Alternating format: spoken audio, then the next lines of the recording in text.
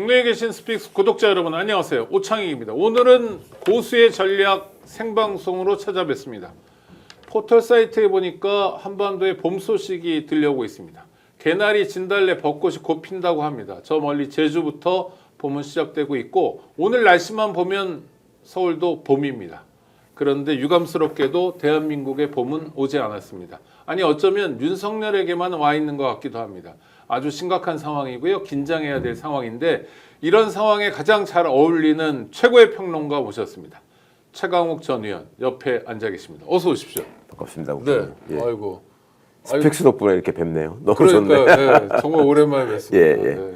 보고 싶었습니다. 예. 아니 전 유튜브를 통해서 좀 뵙긴 했는데 네. 좀 많이 나오시잖아요. 네, 혼자 낄낄대고 많이 그랬습니다.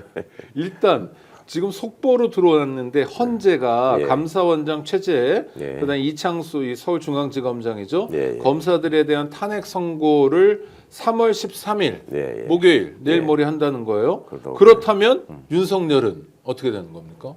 그러니까요. 그러니까 그날은 네. 안 하겠네요. 적어도. 예, 예. 그날은 안 할 것 같고 그러면 14일 날 하려면 내일쯤에는 이제 저 고지를 해야 될 텐데 네. 지금 저거를 하고 나서 그러니까 저걸 먼저 하는 이유가 있을 텐데 지금으로서는 뭐 알기가 어렵고 글쎄요 좀 지켜봐야 될 것 같습니다. 네. 그 문제는. 그래서 많은 분들이 말씀하신 건 다음 주 월화 아니냐. 예. 그러니까 17, 18일에 탄핵 심판에 대한 선고, 윤석열에 대한 예, 선고를 예. 하지 않겠냐 이런 얘기도 있는데 이거는 뭐 사실은 헌재에서 밝힐 때까지는 다 추정이잖아요. 그렇죠. 그냥 알 수 없는 일이고 네. 원래대로라면은 진즉했어야 될 하기에도 뭐 충분한 시간이었는데 지금 내부에서 뭐 이거 기각 의견이 많아가지고 뭐 그거하고 충돌하느라고 늦어지는 것 같다라는 소리는 없는 것 같고 네네. 뭐 그나마 네네. 다행입니다만은 뭐 이제 보충 의견을 가지고 좀 여러 가지를 다듬는 거 아니냐 하는 정도의 얘기가 있는 것 같던데요. 그렇다면요. 이제 우리 변호사시니까 보충 의견이란 건 뭡니까? 그러니까 지금 탄핵 심판의 선고가 나오는데 이 선고 내용은 결과는 윤석열 파면으로 나올 거다라고 네. 보시는데 네. 뭔가 보충 의견이라는 건 뭘 보충합니까? 뭐 그렇죠. 두 달 후에 그러니까 다수 집에 보낸다? 의견과 뭐, 네. 소수 의견이 있을 수 있잖아요. 네네네. 근데 나는 다수 의견에 포함된다. 그러니까 이제 다수 의견과 소수 의견은 이번 건에 대해서는 파면을 인용하느냐 기각하느냐의 문제잖아요. 네네. 나는 파면해야 된다고 생각한다. 그런데 그 사유는 지금 저기 다수 의견에 써 있는 내용에다가 이게 네. 더 포함돼야 된다. 이게 보충 의견이고 그다음에 또 별개 의견이라는 게 있습니다. 네네. 별개 의견. 별개 의견은 예를 들면 탄핵 소추 사유로 지금 5개를 들었잖아요. 네. 국회가. 근데 나는 4개는 맞는 것 같고 하나는 아닌 것 같다. 그렇지만 파면에는 찬성한다. 이런 게 이제 별개 의견. 그러니까 이제 저 헌법 재판이라는 게 아주 중요한 국가 작용이니까 그렇죠. 논리적으로 완결성을 더하려고 예. 어떤 사람은 국회 권능에 대해서 좀 다른 생각이 있더라도 네. 윤석열을 파면하는 건 똑같다. 네네. 그래서 결론은 똑같더라도 약간 보충적이거나 별개 의견이 들어갈 수 있다. 그러니까 이론적 논쟁을 이제 하는 과정에서 나는 이 부분에 대해서는 다수 의견에 승복할 수 없다. 네네. 뭐 그런 분들이 하는 게 보충 의견 혹은 별개 의견으로 이제 표현이 되는데. 그러면 결과는 지금 어떻게 보시는 거예요? 물론 예측입니다만. 예. 그것도 뭐 결과는 많은 분들이 다 파면이 당연히 돼야 될 것이고 네네. 된다. 당위 말고 그러니까 된다. 분석으로는. 예. 그러면 8대 몇 대 0으로 몇 된다. 뭐 이런 건 8대 0. 8대 0. 예. 네. 지난주 토요일 날 제가 일부러 탄핵 반대 집회를 가봤는데요. 예. 정광훈 목사도 전요호 뭐 전시들이 많아요. 그다음에 김경재 이런 사람들이 막 예. 설치고 그러던데 거기는 김경재요? 김경재 전 국회의원. 그 예전 그 김경재? 네, 그 네, 나이 네. 많은데 그분 이제. 그러니까 그렇게 건강을 찾으시나 봐요. 그분이 김대중 대통령 때문에 국회의원 했던 그렇죠. 사람이고 예. 아마 제 기억에 전남 순천이 지역구였나 그랬던 것 같은데. 박사월이라는 필명으로 김영국 회고록에 맞습니다, 그걸로 맞습니다. 유명해진 분이잖아요. 네, 맞습니다. 미국에서 활동도 했고. 박근혜한테 가서 붙었었죠. 네. 막판에는. 그러니까 이제 일관된 것 같아요. 전광훈이한테 붙어 있는데 그분들 손피켓은 죄다 헌재 4대4 기각 이래가지고 그냥 그 사람들의 희망사항일까요? 희망사항이죠. 그런데 많은 구독자들이 어제 경향신문 일면이 그거였어요. 내일 안에 불변의 밤 예. 다시 시작됐다 못 견디겠다. 그렇죠. 금요일날 그런 결정이 난 다음에 토요일날 막상 윤석열이 나오는 모습을 보고 의기양양 손 흔드는 모습을 보고 그때부터 다시 이제 화병이 도진 분들이 실제로 많아요. 맞습니다. 막 어지럼증 호소하고 이런 분들이 걱정도 하잖아요. 저렇게 윤석열이 나오는 판인데 헌법재판소는 믿을 수 있을까?라는. 그러니까 헌법재판소뿐만 아니라 법률과 전반에 대한 이 신뢰를 할 수 없는 상황이죠 지금. 네. 법비들이 하도 준동을 하니까. 아, 근데 예를 들면 이번에 이제 뭐 구속기간 가지고 어쩌고 한 이런 사태는 네. 날이냐 시냐 뭐 이런 걸 가지고 일종의 틈을 벌려가면서 논리를 만들어냈잖아요. 네.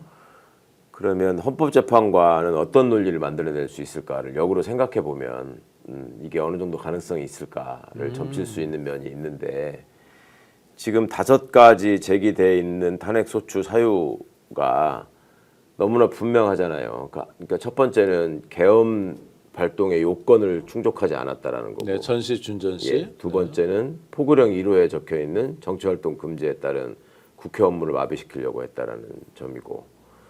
세 번째가 선관위나 국회 병력을 출동시켜서 기능을 완전히 정지시키려고 했다는 점이잖아요.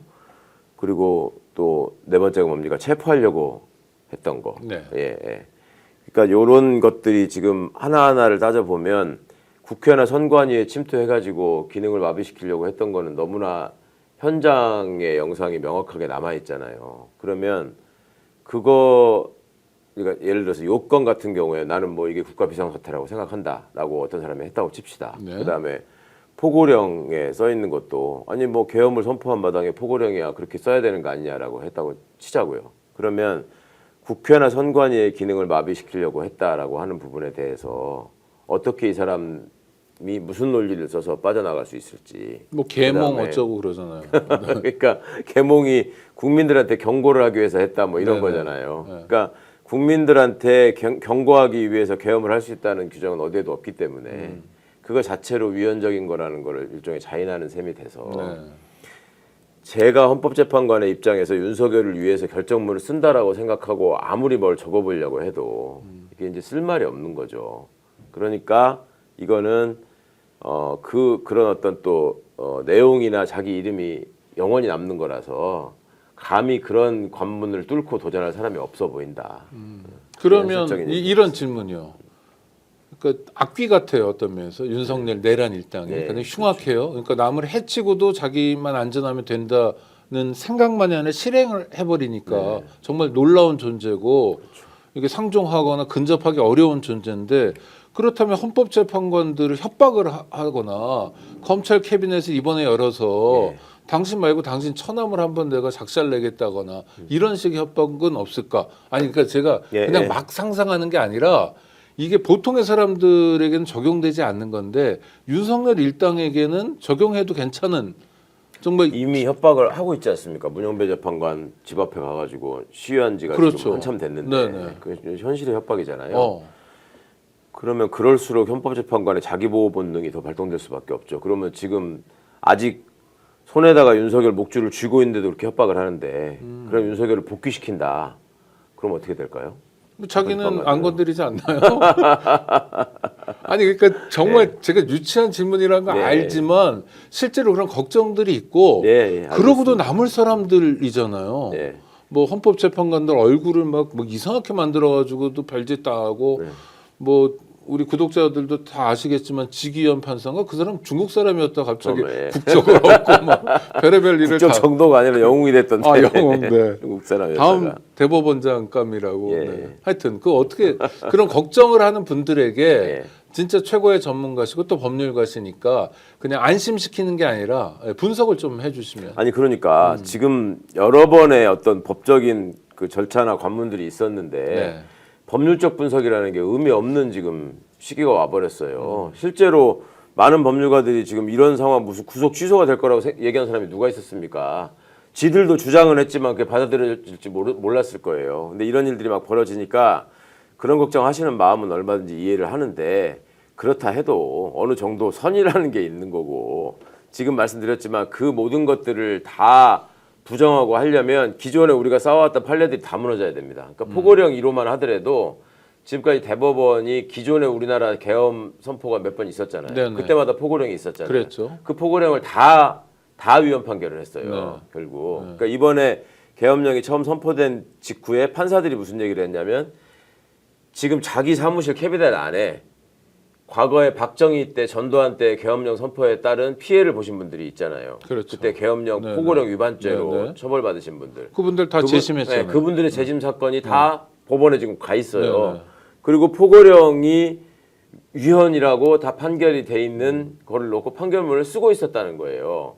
근데 지금 현실의 포고령이 또 위헌적인 게 나왔을 때 나는 어떻게 해야 되나라는 생각을 했다라는 거죠. 그러니까 지금 최재형 씨가 그 누가 봐도 국민의힘 국회의원을 했던 사람이죠. 그, 감사원장을 하고 네. 문재인 정부를 배신하고 그쵸. 국힘으로 넘어가서 허황된 대통령 꿈을 꾸다가 난데없는 원전 무슨 저 관련한 일들을 막 만들어서 일으키고 감사원을 망가뜨린 장본인 아닙니까? 그랬죠. 유병호하고 네, 네. 저기 해가지고 그 최재형이라는 사람조차도 법원 출신이잖아요 원래. 네. 계속 얘기하잖아요. 이 탄핵은 될 수밖에 없다. 그러니까 동아일보에 한 면짜리 아주 그 예. 큼지막한 인터뷰를 했더라고요. 예. 네. 그러니까 그 사람이 왜 그러겠어요? 그 사람인들 윤석열 쪽에 붙는 게 내가 더 좋다라는 생각 안 하겠습니까? 네, 네. 그리고 그분이 평소에 자기네 무슨 그 경기고등학교 나왔거든요. 네, 네. 고등학교 동기 단톡방 이런 데다가 뭐 글 쓰는 걸 보면 극우도 그런 극우가 없었다는 거예요. 그런 데서 막 돌아다니는 글 캡처해가지고 네. 보내고 뭐 이런 수준이었다는 건데 그분이 왜 그렇게 얘기할까를 한번 생각해 보셨으면 좋겠어요. 그러니까 제 말이 늘 낙관적이라고 생각해서 믿어지지 않으시는 분들은 그러면 최재형이 윤석열한테 뭐 삐져가지고 그럴까 아니면 저하고 내통해서 그럴까. 그러니까 이거는 법을 떠나서 상식에 관한 문제일 뿐만 아니라 기존의 판례나 법리나 이 헌법재판관들의 성향이나 기준에 비춰봐도 그리고 이 사람들의 이기심이나 그 기회주의적인 성향에 비춰봐도 여기서 윤석열을 저기 복귀시켜야 된다라고 나설 그럴 용기를 낼 사람들이 아니다. 네. 오늘 중앙일보 인터뷰에서 한동훈도 그런 얘기를 탄핵은 인용돼야 된다. 네. 자유 대한민국을 위해서 뭐 이런 얘기는 같은 차원이라고 볼 수 있나요? 한동훈은 다른 차원이겠죠. 네. 한동훈이야말로 윤석열이 복귀하면 가장 힘들어지는 사람이니까 그거는 지 정치적 이익을 위해서 그러는 거고 예전부터 제가 윤석열이 어떤 상황에 닥치게 되면 제일 먼저 배신하고 등에 칼을 꽂을게 한동훈이다라고 말씀을 드렸는데 네네. 그 행동을 그대로 지금 하고 있는 거고 그러니까 온 국민뿐만 아니라 전 세계가 내란을 일으키는 장면을 그대로 생중계로 봤다라는 게 되게 중요합니다. 네, 알겠습니다. 우리 구독자 중에 성란 가브리엘라님이 국민들 오라병 걸려서 죽을 지경입니다라고 말씀하시고 그건 엄연한 사실인데 우리 최강 변호사님 말씀을 통해서 그 분석을 통해서 그래도 조금 마음을 다스리시고요. 어차피 이 불안함은 결과가 나올 때까지는 계속될 수밖에 없는 거 아닙니까? 그리고 한번 불안해지신 분들이 무슨 얘기를 해도 계속 불안하다라고 하시는 분들이 네. 이번 금토일을 겪으면서 더 이제 더 불안해졌죠. 더 그러셨죠. 네. 하나만 좀 부탁드리고 싶은 거는 아무리 그러시더라도 총구는 바깥으로. 그러니까 그 문제를 일으킨 사람들이 문제인 것이지. 네. 예를 들어서 민주당한테 너 왜 지규현이 그런 생각 할 거 미리 예상하고 방지하지 못했냐. 민주당이 무능하다. 이런 말씀 하시는 분들이 있거든요. 네. 그거를 예상을 했다고 하면 민주당은 뭘 할 수 있었을까요? 지규현을 탄핵했어야 되나요? 그 정도네요. 탄핵이 근데 그 단순한 예상 가지고 탄핵은 못 하잖아요. 그러니까요. 지금까지 벌린 일이 아니라 벌릴 예, 거라고 벌릴 거라고 예측하고 전제하고 탄핵한다는 건 불가능한 일이에요. 예, 그럼 민주당이 입법부로서 갖고 있는 권한이 그거밖에 없다고요. 네. 근데 너 뭐 했어? 무능하고 나는 지금 법도 잘 모르고 힘도 없으니까 그냥 이렇게 당하고 있지만 니들은 안 그래야 될 거 아니야. 이것 때문에 화가 나신 분들도 있더라고요. 네, 있어요. 꽤 그거는 있어요. 아닌 것 같습니다. 그러니까 그렇게 안쪽으로 저기 해서 분노를 투사하시는 거를 바깥쪽으로 돌리셔야 된다. 지금 우리는 무엇보다도 저 내란 세력을 진압하는데 힘을 모으고 그다음에 또 다른 하나는 지치지 말고 싸우는 거. 그러니까 저들이 가장 노리는 것은 지쳐서 나가 떨어지는 걸 원하잖아요. 그러니까 니들이 아무리 법을 얘기하고 아무리 정의를 얘기해봐라. 우리끼리 카르텔로 무너뜨리면 니들은 그냥 지리멸렬로 서로 욕하면서 무너질 수밖에 없다. 이렇게 움직이는 놈들이란 말이죠. 저것들이. 아니 근데 그동안 이제 그러니까. 저 탄핵 소추라는 그 국면 긴장감이 있어. 구속될 때까지 긴장감이 있다가 구속된 다음에 좀 이완된 건 사실인데 그랬었죠. 예. 그때 또 많은 분들이 지적하시는 건 민주당 안에서 그냥 갑자기 막 숟가락 들고 나타난 분들이 있었어요. 오랜만에. 그러니까 벌써 윤석열 내란 극복을 한 것도 아니고 예, 예. 완전히 끝난 것도 아닌데 벌써 숟가락 들고 잔치판에 나타나는 거는 비판해도 되는 거 아닙니까? 아, 그것도 당연하죠. 내부 총질이라고 하지 마라. 통합이 예. 중요하다. 이건 그러니까 그거하고 이거는 다른 아, 차원이죠. 다르다. 그때 그거는 누가 봐도 그러니까 뭐 그동안에 뭐 하다가 나타났어 하는 말을 했을 때 할 말이 없었던 것이고 네네. 또 그 상황에서 던지는 단어나 그 어떤 발언을 하는 맥락이라고 하는 것이 이 내란 세력의 진압을 위해서 내가 앞장서서 무엇을 할 것인가에 맞춰져 있기보다는 이거는 다 됐다고 치고 네. 그다음에 내가 이 판에서 뭘 먹기 위해서는 뭘 해야 되는가에 포커싱이 가 있었기 때문에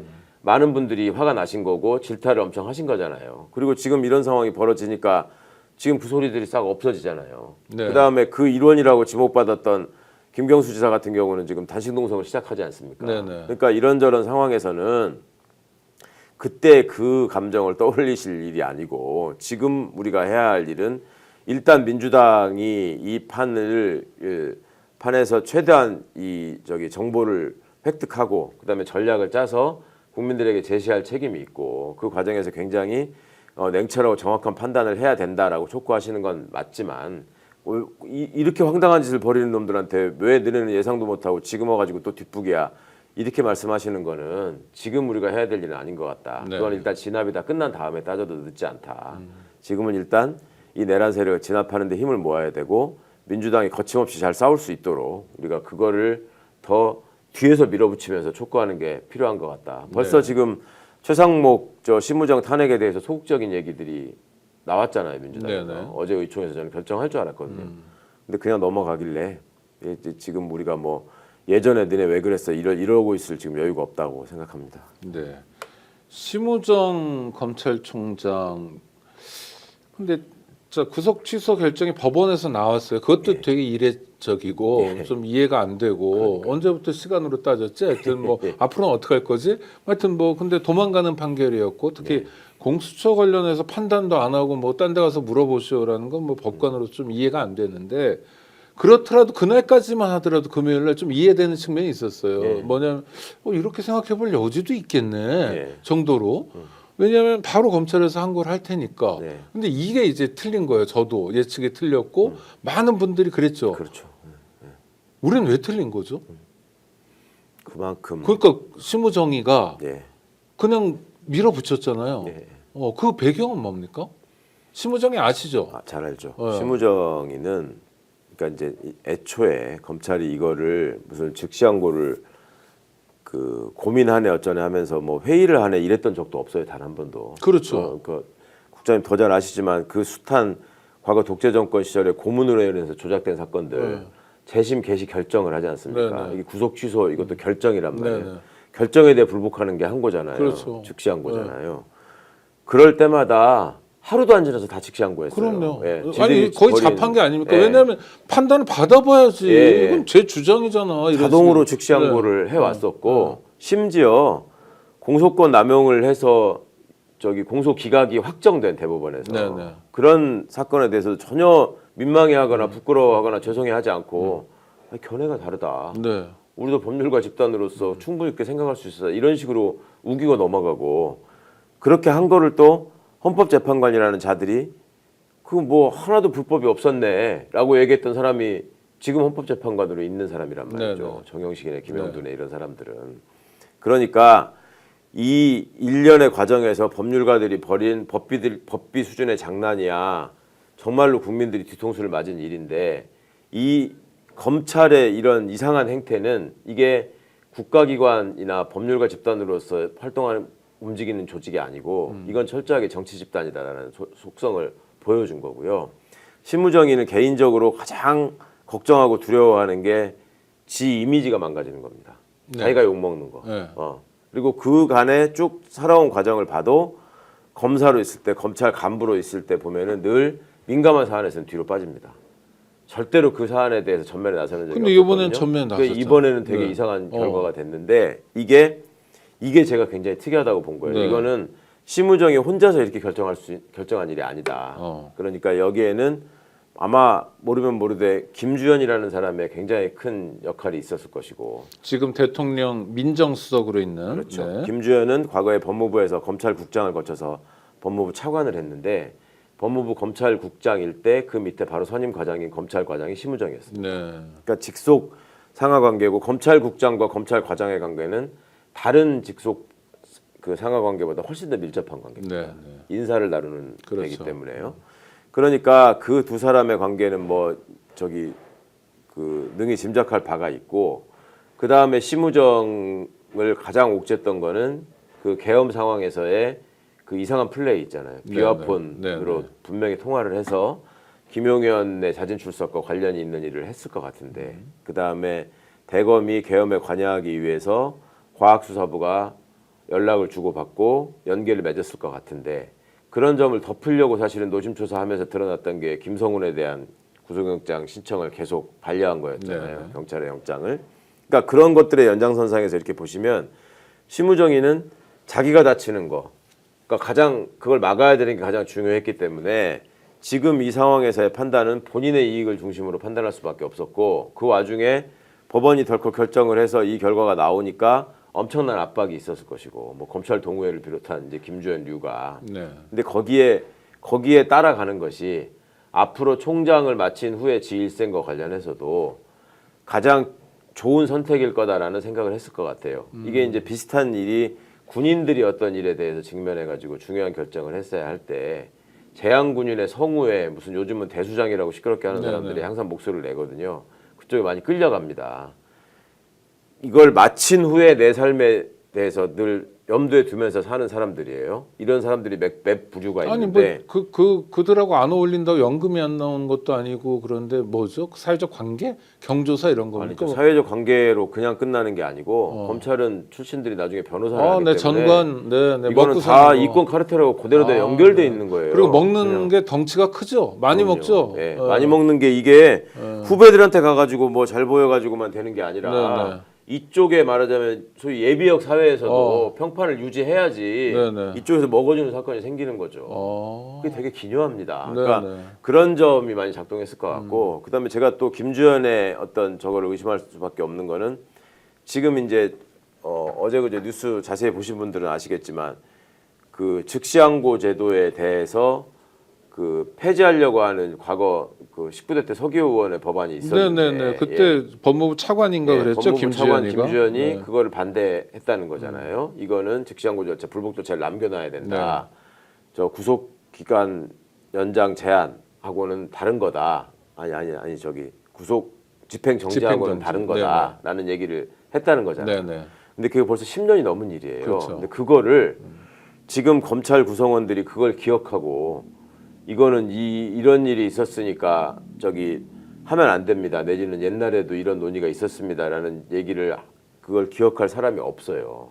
제가 알기로 김주현하고 끼케야 심우정 정도예요. 네네. 네, 심우정은 또 기획조정실장을 하면서 국회 업무를 했기 때문에 그러니까 그런 차원에서 이게 과거에도 이렇게 저 위헌론이나 이런 얘기들이 제기가 된 바가 있으니 그거에 이번에 편승하는 게 방법이다. 그러면서 인권 운운해라. 네네. 이런 식의 논리가 만들어졌고 그래서 어제 아침에 출근하면서 얘기했던 게 누가 봐도 그 외워서 말하는 거였거든요. 네네. 그러니까 그 뒤에 바로 반박될 얘기를 그냥 하잖아요. 그러면 지금 저 법원의 판단이 맞다는 거냐 이렇게 얘기하니까 아니 구속기간 문제에 대해서는 기존의 관행대로 우리는 잘못한 게 없다고 생각한다는 취지로 또 얘기를 하잖아요. 그럼 앞에 인권을 침해한 결과가 되기 때문에 또 위헌 문제가 제기될 수 있기 때문에 석방했다라고 하는 것과 그대로 충돌하는 얘기 아닙니까? 네네. 그러니까 그렇게 앞뒤 안 맞는 얘기를 억지로 하는 이유는 모종의 어떤 그 협의가 있었고 그걸 통해서 이 워딩으로 나가는 게 좋겠다라는 게 있지 않았을까 싶습니다. 네. 그러면 심우정은 김주현하고의 관계만 있습니까? 아니면 윤석열, 김건희와도 뭐 모종의 뭐가 있다라는 얘기들이 되게 많이 나오는데. 김건희 오빠하고 뭐 고등학교 동기라서 네네. 어떻다는 얘기를 아마 그 나왔었죠. 네네. 근데 제가 나름 심우정이를 예전에 후배로서 가깝게 지낼 때 심우정이 주변에 있는 여러 사람들을 많이 봤는데 네네. 그때 단 한 번도 김건희류의 얘기를 제가 들은 적도 없고 본 적도 없어요. 그리고 윤석열하고도 그때는 윤석열 정권은 아니었으니까 아니었죠. 그런 거 아닙니까? 예. 네. 그러니까 윤석열 정권 들어와서 한참 동안도 저게 검찰총장 되기 전까지는 저한테 늘 안부 전화하고 지 신상 논의하고 뭐 네네. 이러던 사이였는데 네. 이 가까운 사이네요, 그러면. 아니, 그럼요. 제가 시부정이나 애들 돌잔치에 다 갔었고 아이고, 네. 더 그러니까 애들 지 동생들까지 다 하는데 네, 와이프는 네. 물론이고 그런데 동생 하여튼 얘기도 좀 이따 해보겠습니다. 어쨌거나 네. 그 과정에서 윤석열하고도 그렇게 친밀한 사이가 아니에요. 윤석열은 다들 아시는 것처럼 소위 특수부 검사를 중심으로 한 윤석열 사단을 꾸렸잖아요. 네네. 심우정이는 그 일원도 기획통이죠. 아니고 오히려 네. 기획통이고 그리고 윤석열한테 그렇게 좋은 평가를 못 받는 스타일이었단 말이에요. 왜냐하면 윤석열이는 뭔가를 지시를 하면 물불 안 가리고 저지르는 애를 좋아하는데 뭐 물어오는 애. 그렇죠. 네네. 심우정이는 앞뒤를 너무 재는 네. 스타일이면 네. 아까부터 네. 계속 말씀드리잖아요. 민감한 상황이 생기면 뒤로 빠진다고. 네네. 그러니까 윤석열 입장에서는 별로 탐탁지 않은 대상이었는데 이게 검찰총장이 될 수 있었던 거는 윤석열이가 저 중앙지검장을 할 때 심우정이가 형사 1부장이었고 네. 대검 형사 1부장. 아니 서울 중앙지검의 형사 1부장. 형사 1부장이라는 건 아시다시피 전체 검찰 조직의 선임부장이거든요. 네. 이게. 대검 중앙지검 형사 1부장이. 그 중앙지검 형사 1부가 갖고 있는 사건이 유명인들의 대표적인 게 유명인들을 상대로 한 고발 사건 네. 이런 것들이 많이 있습니다. 명예훼손 사건 같은 거를 중심으로 해서 그러면 그런 걸 할 때 심우정이가 실무자로서 윤석열한테 보고를 할 일이 많았을 거예요. 네. 그때 처음 윤석열이 심우정이가 어떻게 일하는지를 파악을 했을 겁니다. 그리고 절대 윗사람한테 대들지 못하는 성격이라는 거를 그때 파악을 했고 김주현이라는 민정수석이 있었기 때문에 거기에 또 직속 상호관계가 있고 검찰의 상명하복 관계를 잘 알고 있기 때문에 오히려 지사단 구성원을 시켰다가 자신의 어떤 정치적 욕심이나 장래를 생각해서 원래 그 소매치기가 소매치기를 더 못 믿잖아요. 그럼요. 그러니까 자기하고 똑같은 아니 사기꾼이 사기꾼 못 믿죠. 그러니까 네. 자기하고 똑같은 걸 거기다 갖다 놓으면 나를 치받을 수 있다. 네네. 이런 생각을 해서 심우정을 택한 거라고 저는 생각을 했거든요. 이원석만 하더라도 저 윤석열 입장에서는 그걸 차장으로 한참 동안 놓고 계속 관찰하면서 길들여 가지고 검찰총장을 시킨 거 아닙니까? 네네. 계속 검찰총장이 공석이었잖아요. 이 정부 초반에. 네네. 근데 그 이원석이조차도 이상한 소리도 하는 것 같고, 네, 자꾸 뭐 덤빌려는 듯한 네. 모습도 보이고 네. 결국 그렇게는 못했지만 기분 나쁘게 했잖아요. 네, 어쨌거나. 그러니까 그런 데서 오는 트라우마가 있어서 심우정이 총장으로 선택된 것 같았거든요. 그런데 지금 이 와중에서는 윤석열을 지키는 것보다 심우정 입장에서는 본인을 지키는 게 지금 되게 중요했었다. 네네. 그러니까 저렇게 지금 말도 안 되는 판단을 했지. 저게 보통 때의 심우정이 같으면 이거는 즉시항고를 안 하면 총장이 쫓겨나야 될 일이에요. 그렇죠. 예, 지들 조직 안에서 지금 불법 감금을 스스로 인정하고 네네. 그동안에 검찰은 인권을 침해하는 불법 구속을 아무런 생각 없이 해왔습니다. 이 얘기를 선언한 거잖아요, 총장이. 그렇죠. 그러니까 지금 내부 반발이 지금 검찰 정권 치하에서 이 이프로스 게시판이 뭐 조용해진 지가 오래됐습니다만 네네. 그 와중에도 글은 하나 올라오고 그다음에 거기에 뭐 댓글이 많이 달렸다 그러잖아요.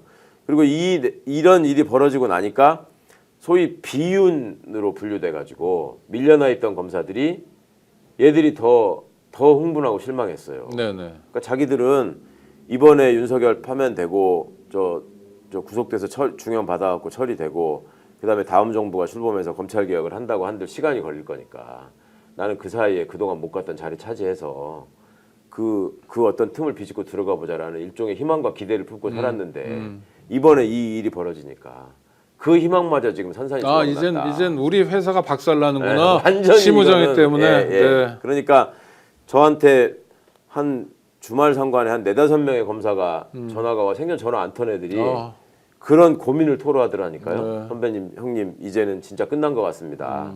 심우정이가 관뚜껑 덮고 목까지 박았습니다. 이 심우정이가 평생 이제 이 부담을 감당을 해야 되는데 그거를 모를 사람이 아니거든요. 근데 이런 일을 저지른 거는 본인이 지금 심각하게 연루되어 있는 무언가가 있다. 내란 사태와 관련해서. 그렇게밖에 볼 수가 없습니다. 네. 제가. 동생 얘기도 좀 나와요. 심우찬 변호사? 예. 심우정이가 삼형제인데 네네.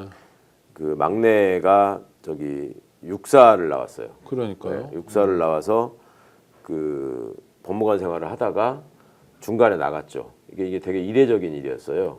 그러니까 육사 출신이 법무관을 하면은 그래도 좀 아시잖아요. 거의 자동으로 네네. 별을 달고 있다가 나오잖아요. 별까지는 아니지만 그래도 쭉 올라가죠. 아니요, 지금까지는 육사 출신이면 육사 출신은, 그렇겠네요. 예, 예. 네네. 육사 육사 출신 출신 거의 별 예외 없이 다 달죠. 그렇게 됐어요. 네네. 왜냐면 희소하니까. 네네. 내가 없었으니까. 옛날에 고석이니 뭐 다들. 그렇죠. 네네. 김창의 고석 네네. 뭐. 이름도 엄청 기억나네. 많죠. 지금 오래된 김동혁이도 사람이. 마찬가지고 네네. 뭐. 예. 그런데 이 심우찬이는 중간에서 조직 그 적응을 못했어요. 그러니까 스스로 뭔가 얘가 백이 너무 많았던 거야. 네네. 아버지도 그렇고. 아버지도 심대평이고 나는 육사 나와서 저기 변호사 자격을 얻은 사람이고 그다음에 중간에 또 그 박근혜 정부 때 대통령실에 있었죠. 청와대. 청와대 들어가 있었습니다. 그런 적이 없었거든요. 네. 과거에 법무관 하던 사람이. 그러니까요. 그러니까 이런저런 점들을 가지고 이제 보직이나 이런 거에 관한 욕심을 낸다는 비판을 받고 그 뭐랄까 이제 진급이나 이런 거에 생각대로 안 된 거야. 그러니까 이제 나간 건데 네. 나가고 나서 심우찬이는 지네 형보다도 어찌 보면 더 우익적인 삶을 살려고 돌아다니더라고요. 그러니까 그런 게 있었는데 그러니까 아버지 때부터 이 심우정한테 뭐랄까 이 관료로서 성공할 수 있는 방법 이런 거에 대한 트레이닝이 되게 잘 돼 있었어요. 아버지가 다 경험을 했고 네네. 그분도 꽤 그 분야에 단련되고 나름 고수 소리를 들었던 분이잖아요. 그렇죠. 네. 그러니까 그거를 많이 배웠고 제가 어릴 때 심우정이가 일단 무슨 어떤 집안 행사나 이런 걸 할 때 이렇게 가서 보면 아버지가 고관 대작이면은 이런 일들이 생기는구나 하는 걸 보면서 내가 좀 이렇게 굉장히 신기하게 느꼈어요. 이를테면요. 그런 거죠. 뭐 예를 들어서 제가 우리 애 뭐 돌잔치를 해요. 네. 선배들이 많이 왔어요. 그것도 직장의 상사고 선배잖아요. 네네. 그러면 부모님들은 되게 그 사람들 이렇게 깍듯이 모십니다. 그렇죠. 아이고 와주셔서 고맙습니다. 네, 뭐 예. 나이가 아니라 하나 이거는, 선배여도 우리 하나 선배가 아니라 선배인 정도가 아니라 또 직속 상관이고 이러면 네네. 심우정이는 제가 검찰 부장일 때 내 직속 검사였어요. 네. 그러니까 심우찬이가 심우정이가 정의가 예. 걔도 심우찬이는 저 많이 차이가 나고 걔도가 아니라 그 사람도 군 법무관을 했으니까. 그렇죠. 네네. 예. 그런데 그럴 때 그 직속 상관한테 이렇게 이 대하는 모습이 그냥 이렇게 다른 조직에 있는 무슨 간부가 왔을 때 그때가 이제 심대평 씨가 도지사 할 때였거든요. 네네. 뭐 반갑습니다. 뭐 딱 이렇게 하고 완전 포멀하게 악수하고 지나가는 거 있잖아요. 네네네. 그래서 내가 여기를 지금 출장으로 온 건가, 잔치 하객으로 온 건가. 그리고 뭐 선출직 도지사니까 뭐 굉장히 높았겠죠. 그럼요. 네. 그게 도지사 그때 도지사 공관에서 돌잔치를 하는데 네. 공관에서 이게 손녀 돌잔치도 하는구나. 뭐 그것도 좀 신기했었고. 네. 뭐 하여튼 너무너무 옛날 일입니다만은 여튼 이 얘기가 무슨 뭐 개인적인 지금 뭐 호불호를 떠나서 그런 어떤 그 뭐랄까 꽤 알려져 있는 아버지 밑에서 여러 가지 제약과 이 단련을 받으면서 자란 아들이 그 갖고 있어야 되는 어떤 용기나 배짱 이런 게 당연히 한계가 있을 수밖에 없고 그 윤석열은 아버지한테 두들겨 맞았지만 그거를 극복하지 못한 상황에서 일종의 그 반항심 같은 게 쌓이다가 지금 이런 식으로 폭력적으로 표출된다는 네네. 얘기를 심리학자분들이 네네. 많이 하시잖아요. 뭐 그런 거하고 비교를 해보자면 심우정 입장에서는 이게 나의 보신, 안전 이게 어느 부분에서 필요한가라는 거를 굉장히 많이 생각하면서 하는 스타일이에요. 아직 뭐 저 관련 수사가 진행된 것도 아니고 그런데 마약 수사 인천지검장일 때 덮은 게 심우정이고 심우창이 동생은 또 뭐 삼표 부지부터 해가지고 여러 가지를 윤석열 정권에 돌아다니면서 챙기려고 했고 이거 자체가 뭐 자기들이 이권을 얻기 위해서 뭐 이런 저 분석도 좀 나오고 있는데 지금 심우정 청문회 때 같은 때도 뭐 나왔지만은 그 동부지검장 할 때 그런 일이 있었죠. 딸내미가 무슨 뭐 저기 햇살론을 받았다는 뭐 이런 얘기도 나왔잖아요. 네네. 저소득층한테 네. 대출해주겠다는 네. 상품. 그러니까 저쪽 어떤 집단의 속성이라고 하는 것이 이권의 진심이고 그런 이권의 이익을 진심. 얻을 기회가 있으면은 뭐든지 다 찾아다니면서 해야 되는 거니까. 그리고 스스로 쌓아올린 어떤 네트워크 같은 게 있으면 그거를 통해서 어떤 이익을 얻는 거는 나의 노력에 따른 신분 상승에 수반되는 당연한 권리라고 생각하잖아요. 네네. 별로 그걸 부끄럽게 생각하지 않는다고. 어. 그런 데서 오게 되는 어떤 자연스러운 행태들이 많이 있었겠죠. 그냥 자기 능력인가요, 그럼? 지들은 능력이라고 생각하죠, 그거를. 지들은 능력이라고 생각하고 그거에 대해서 별로 죄책감도 느끼지 않고 그리고 아니 뭐 내가 여기 있으니까 뭐 주변 사람들이 뭐 그렇게 할 수도 있는 거지 내가 굳이 나서서 그렇게 했겠습니까? 라고 아마 틀림없이 항변할 거예요. 와, 그럼 뻔뻔하기까지 하다. 그거 뻔뻔할 수밖에 없는 이유가 그걸 잘못이라고 생각하지 않으니까. 아, 뻔뻔하고 자시고도 아니네요. 아니죠. 그럼? 그러니까 그런 당연한 일인데. 그런 상황에서 그 세계에서는 당연한 일인데 아니 정보가 있으면 습득을 해서 그 정보를 통해서 이득이 될 일이 있으면 그리고 뭐 가가지고 주식 좀 뭐 샀다고 해서 내 주변에 있는 어떤 사람들의 도움을 최대한 받는 거지. 어. 그게 뭐가 잘못이야? 이런 생각들을 하죠 실제로. 아니 근데 그런 생각들을 하는 사람들이 똘똘 뭉쳐서 네. 윤석열 검찰 정권을 만들어냈잖아요. 그렇죠. 네. 국민들 입장에서 정말 아까 뭐 여러 가지 표현, 법비 뭐 이런 표현도 하셨는데 뭐 법꾸라지가 됐든 뭐 어떤 됐든 하여튼 이상한 기득권, 예. 정말 땀 흘리지 않고 네. 이해할 수 예, 없는 예. 기득권, 그 다음에 자기들끼리 카르텔. 그러면서 승질내면서 뭐 노동자들이 카르텔에 있다는 등 뭐 이러고 그러니까 전 너무 기가 막히는 거죠. 네. 그러니까 이 지네들의 카르텔 안에서 이게 주고받고 하면서 이런 것들을 이제 느끼기 제일 좋은 데가 이 고급 호텔 무슨 그 헬스클럽이라고 하더라고요. 네, 피트니스라고 네, 하는데 네, 거기 네. 가면은 네. 진짜 가관이라는 거죠. 앉아가지고 뭐 내가 무슨 사업을 하는데 뭐가 어떻게 하면 그 누구한테 연락해 보시오 뭐 이런 것들이 늘 벌어지는데 그 회원제겠네요, 그런데 당연하죠. 아무나 못 들어가는. 예, 그런데 우리가 생각하지 않았던 어떤 분야에서 지금 저 사람들이 똘똘 뭉쳐가지고 이 이권에 대항한다.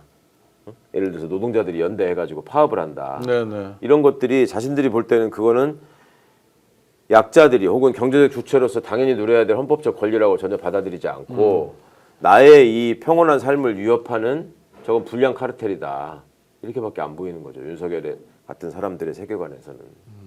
그러니까 그런 것들을 보이고 그것을 위해서 집권을 했고 그 집권을 또 자신의 이익을 지키고자 했던 사람들이 그 집권에 아까 말씀처럼 다 동참해가지고 만들어낸 정권이니까 이거를 뿌리를 뽑아내고 이 내란을 진압하는 게 이렇게 지금 우리가 힘겹게 가고 있는 것이고 네. 무엇보다도 이 사람들이 어떤 조금의 공감 능력이나 그 상식에 근거한 양심 같은 게 있으면 사실 민망해해야 되잖아요. 이런 그렇죠. 상황이 와서 네네. 이렇게 이상한 짓들을 계속하면. 근데 지금 윤석열 변호인단들이 그 공개된 헌법재판소의 심판정에서 하는 그 모습을 보십시오. 어디 요만큼이라도 민망해 하나요? 그 뭐 스카이 데일리인가 뭐 그런 거 네. 인용해서 그런 중국 막 간첩 인용하고. 뭐 이런 얘기도 하고. 예. 네. 아니 저 사람들이 도대체 정규 교육을 받은 사람이 마저 할 정도의 얘기들을 너무나 확신을 차서 뻔뻔하게 하잖아요. 네네. 근데 그런 사람들이 많다고요, 실제로. 그리고 이분들이 그런 생각들이 아예 없기 때문에 이런 일들을 우리가 하면은 안 되고 이렇게 하면은 사람들이 우리를 미워할 수도 있고 사람들이 들고 일어날 수도 있으니까 조심해야 돼. 라는 생각이 마비될 정도로 지금 와버렸다는 게 윤석열 정부를 통해서 그게 저는 제일 끔찍한 일이라고 생각해요. 아니 근데 지금의 내란 사태를 극복하는 것도 중요하지만 네. 최 변호사님 말씀을 따라가다 보면 그러면 윤석열만 없어지면 해결되는 문제가 아니라 그 사람들이 계속 공고하게 있으면 그렇죠. 제2, 제3의 윤석열이 반복적으로 나올 거 아니에요. 우리는 네, 네. 반복적으로 내란 또는 내란에 준한 사태 속에서 신음해야 되고 고통받아야 되고 근본적인 해결책을 찾아야 될 것 같은데요. 그러니까 그 근본적인 해결책에 관한 고민이 우리가 나치를 겪은 이후에부터 지금까지 계속 이어지고 있는 거 아닙니까? 네. 그때 그 근본적인 해결책을 위해서 한나 아렌트의 얘기를 우리가 많이 인용하기도 하고 그 다음에 인간이 얼마나 나약한 존재인가에 대한 여러 가지 실험 같은 게 있었고 뭐 스탠리 밀그램 같은 분이 스탠포드 대학에서 했던 실험 사람이 혼자 고립돼 있을 때 어떤 권위에 얼마나 쉽게 대해서 복종하는가 이런 것들에 대한 실험 결과 같은 게 많잖아요. 그러니까 우리 안에 내재돼 있는 어떤 그 파시즘적 속성 이런 것들을 지금 최대한 발현해 내 가지고 악을 쓰고 있는 그룹이 있고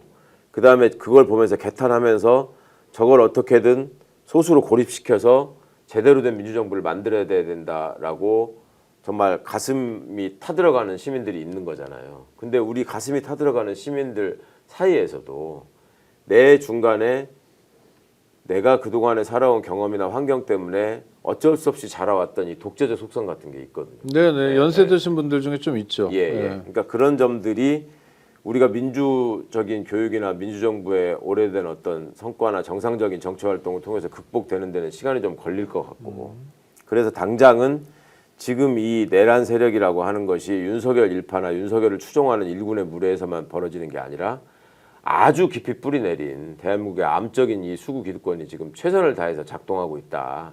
이런 경각심을 우리가 잃지 말아야 되고 그런 거에서 보이고 있는 이 말도 안 되는 어떤 일들이 아니 세상에 어떻게 이럴 수가 있어 하는 일들을 지금 한두 번 한 게 아니잖아요. 네. 그러니까 이런 일들을 극복해 내려면 아까 제가 말씀드린 것처럼 일단은 그쪽 진압에 집중을 하고 네, 우리 네. 내부에 대한 실망을 자꾸 탄식을 뱉어가지고 스스로 힘 빠지게 하는 일은 좀 나중에 그러니까 하자. 내란 극복하고 예를 들어서 새로운 정부가 구성이 되면 뭐 1차적으로 해야 될 일이 많아요. 삶도 도모해야 되고 지금 뭐 국가 신인도부터 하여튼 여러 가지가 있는데 숱한 일 다 해야 되는데 특히 이런 내란 극복의 연장이라는 측면에서 해야 될 거 역시 검찰 개혁입니까? 뭘 해야 됩니까 지금? 일단은 내란에 관련된 자들을 법대로 철저하게 찾아내서 처벌하는 일이 돼야 되겠죠. 네. 이거는 무슨 보복이나 이런 차원이 아니라 정치 보복이 아니다. 법적인 처벌 절차를 당연히 진행해야 되는 거잖아요. 내란이 일어났는데. 네네. 그리고 그것을 제대로 처벌을 할 수 없도록 방해하는 사람들이 너무 많았고 그랬죠. 그다음에 처벌을 해야 될 위치에 있는 사람들이 실제 거기에 가담한 경우가 많이 있었기 때문에 더 멈칫거리는 게 있었고 그러니까 지금 상설특검이나 특검이나 이런 것들이 이제 주요 역할을 맡아가지고 움직일 수밖에 없을 것이고 네. 또 그렇게 해야만 하는 이유가 문재인 정부 출범 초기에도 그 적폐청산이라는 국민의 염원을 받아 안고 어쨌거나 검찰이 특검의 수사를 받아 이어가지고 수사를 하는 과정에서 윤석열이가 더 비대화되고 괴물로도 진화되고 악화된 거 아니겠습니까? 네네. 그러니까 그 일을 다시 반복하지 않으려면 이 내란 세력의 청소 또 처벌 이 작업은 특검을 통해서 이루어지는 수밖에 없을 것 같고 그 외에 기타 이제 내란에 가담해서 여러 가지를 벌인 공조직들에 대해서 손을 보는 일이 있어야 되겠죠. 필수적으로. 그러니까 그런 부분들 때문에 새롭게 민주정부가 출범한다고 하더라도 이것들이 망가뜨려 놓은 것들을 제대로 정리하는 게 굉장히 힘겹고 어려운 일일 것 같고 그럼에도 불구하고 절대 포기해서는 안 되는 일이고 근데 그 와중에 지금 예상되는 바는 그렇게 되면 또 얼마나 이제 족벌 언론들을 내세우고 해가지고 이거 물어뜯고 흠집내고 흔들기를 하겠습니까? 그러니까 그때까지 그 우리가 이 빛의 혁명을 일궜던 세력들이 흔들림 없이 함께 가는 거 그리고 그 힘을 최대화하는 거 이게 지금 굉장히 필요하다. 네. 그러니까 지금부터도 계속 말씀드리지만 우리 안에 힘 빠지게 하고 안을 향해서 총을 난사하는 일은 좀 자제하자 이 말씀을 자꾸 드리는 거죠. 알겠습니다. 굉장히 많은 분들이 지금 동시 접속해주고 계신데요. 1시 53분 현재 생방송으로 진행하고 있습니다. 그런데 어이고 좋아요는 안 누르신 분이 많네요. 좋아요 눌러주시고요. 아직 구독자 아니신 분들은 구독도 해주시기 바랍니다. 스픽스 열심히 하고 있습니다. 자, 내부 총질이 중요한 게 아니라 지금은 내란 세력을 심판하는 일이 중요하다. 내란 세력을 진압하고 뿌리를 뽑는데 모든 힘을 다 모아야 될 때인 것 같고 그리고 절대 좌절하거나 외면하시면 안 된다. 야 이렇게까지 했는데도 또 저렇게 나와가지고 지금 손 흔들고 거리로 활보한단 말이야. 이것 때문에 사실 속상하셔가지고 그렇죠. 나 이제 뉴스 안 볼 거야 이런 분들도 계세요. 네네네. 저는 그분들이 제일 걱정인 겁니다. 그러시면 진짜 안 됩니다. 그럼 지금 어떻게 해야 됩니까 시민들은? 그러니까 토요일 저녁에 보여줬던 것처럼 어제보다 많은 인원이 집회 예. 나오고 예. 네. 그러니까 어제도 일요일보다 그 많고 답을- 하여튼 평일 집회도 많이 나온다고 그러더라고요. 아, 그럼요. 네. 뭐 제 주변에서도 뭐 너무너무 다들 저 그 의욕을 보이시고 막 하던데 이보다 훨씬 엄혹하고 어려운 시기에 정말 사선을 넘나들면서 그 민주주의를 향한 어떤 열망을 잃지 않았던 분들이 있잖아요. 그때 그분들이 김대중 후보를 대통령으로 만들었고 네네. 그 김대중 대통령 그 다음에 또 정말 대한민국 수구 기득권 지형을 어떻게든 바꿔보려고 하다가 그 보복을 당한 걸로 볼 수밖에 없는 우리 노무현 대통령의 삶이라는 게 있지 않습니까? 저는 그분들이 하신 말씀이 계속 생각이 나요. 그러니까 행동하는 양심을 강조하신 이유가 네네. 뭐냐? 그때 김대중 대통령이 돌아가시기 직전에 그런 말씀을 하셨다고요. 내가 꼭 바깥에 나가서 시위에 참여하고 목소리를 높이는 것만이 민주시민으로서 행동하는 것이 아니다. 자기 각자 여건에 맞게 나쁜 신문을 보는 사람은 나쁜 신문을 끊고 나쁜 방송 보지 말고 정의할 일이 없으면 담벼락에 대고 욕이라도 해라. 네, 그 그때는 뭐 말씀하셨단 페이스북 말입니다. 없을 때인데도 그런 말씀하셨어요. 네, 진짜 담벼락, 물리적인 네, 담벼락. 진짜, 예. 네. 그러니까 그게 지금 우리 시민들에게도 너무나 필요한 말씀이 아닌가 싶고 그다음에 저 노무현 대통령이 얘기하신 민주주의 최후의 보루는 결국 이런 상황에서 지금 우리가 민주주의 최후의 보루를 지켜야 되는 거 아닙니까? 네. 깨어있는 시민의 조직된 힘이다라는 것. 그러니까 조직된 힘을 시민들이 보여줘야 되고 깨어있는 시민이라고 하는 것은 어떤 상황에 일희일비하면서 자꾸 내가 화풀이할 대상을 찾아내는 게 아니라 깨어있으면서 내가 바꿔내야 될 대상을 찾아내는 거. 내가 새롭게 읽어야 될 세상에 대한 꿈을 잃지 않는 거. 이런 게 깨어있는 시민이 아닐까 싶습니다. 그러니까 지금 그 같은 말씀을 좀- 국면에서 뉴스도 안 볼래 정말 개짜증 이런 상황에서 네. 그 카톡방에서 또는 텔방에서 그러지 말자. 네, 예. 야 그럼요. 김대중 대통령 몇 번 죽을 뻔하다 살아남았는데 야 우리 그냥 오늘은 내가 막걸리 쏠 테니까 광화문으로 나와 경복궁으로라고 말하는 역할. 그렇죠. 그래서 비록 한 명이 나오든 두 명이 나오더라도 그게 이제 조직이고 그게 깨어 있는 거고 그 사람들이 광화문에 모이면 그게 깨어 있는 시민의 조직된 역량이고. 그렇죠. 그걸 통해서 우리는 저 강관 기득권의 뿌리를 뽑아낼 수 있을 것이고 그리고 꼭 드리고 싶은 말씀은 결국은 이건 우리가 이깁니다. 이길 수밖에 없는 싸움이라는 거에 대한 믿음을 가지시고 김대중 대통령 돌아가시면서 그 마지막으로 하신 말씀이 그거라고 하잖아요. 저 자서전 말미에도 쓰셨지만 그 인생은 아름답고 역사는 발전한다. 네. 그러니까 지금 우리 국민들이 그동안 만들어왔던 그 아름다운 민주주의 혁명의 역사가 지금도 계속 이어지고 있는 와중이고 그 와중에서 수구 반동 세력들이 그냥 손 놓고 당할 수는 없잖아요. 저것들도 최선을 다하고 있으니까 우리가 정말로 가지고 있는 모든 역량을 다 발휘해야 될 때가 왔다. 그리고 뭔가 내란을 진압해야 된다고 생각하는 공직자들이든 국가기관 종사자들이든 간에 주어진 권한을 이제 최대한 써야 된다. 국회는 국회대로, 헌재는 헌재대로, 또 공수처는 공수처대로 자기 일을 찾아서 좀 꼭 좀 했으면 좋겠습니다. 그러면서 내란 사태를 정리해 나가는 과정이 역사에 기록되고요. 그러니까요. 또 우리의 역사가 광주의 역사, 광주의 실패가 우리를 살리듯이 한강 작가 말씀대로 그렇죠. 예. 뭐 갑오농민 전쟁 때 농민들의 희생이 우리를 살리고 이런 것처럼 우리의 역사가 후속 세대를 또 살리는 역사가 되지 않을까 하면 책무감이 느껴지네요. 그럼요. 우리의 후속 세대를 통해서 우리 땅을 지키는 것도 되게 중요하지만 네. 저는 이번에 우리가 이 빛의 혁명을 완수하게 되면 이거는 세계적으로 정치적 핍박이나 이런 걸로 고통받는 시민들한테 너무나 훌륭한 모범적인 사례로서 계속 회자될 것 같습니다. 네, 우리가 네. 국사 시간에 그냥 무슨 1919년 3.1운동을 벌였던 게 중국의 5.4운동에 영향을 미쳤다. 뭐 인도의 독립운동에 영향을 네, 미쳤다. 네. 이런 얘기 그냥 외우기만 할 게 아니라 지금 실제로 우리가 그런 역사를 만들어가고 있는 거니까 네, 그런 자부심을 갖고 정말 좀 지치지 말고 즐겁게 좀 함께 싸우셨으면 좋겠습니다. 그래봤자 얼마만 참으면 됩니까? 일주일 남짓, 열흘 남짓, 길어도. 네, 그렇죠. 네. 길어도 열흘 남짓이고 이번 주에 금요일 날 헌법재판소가 선고를 해주기를 바라고 그럴 가능성이 여전히 높다고 생각합니다. 네, 네. 근데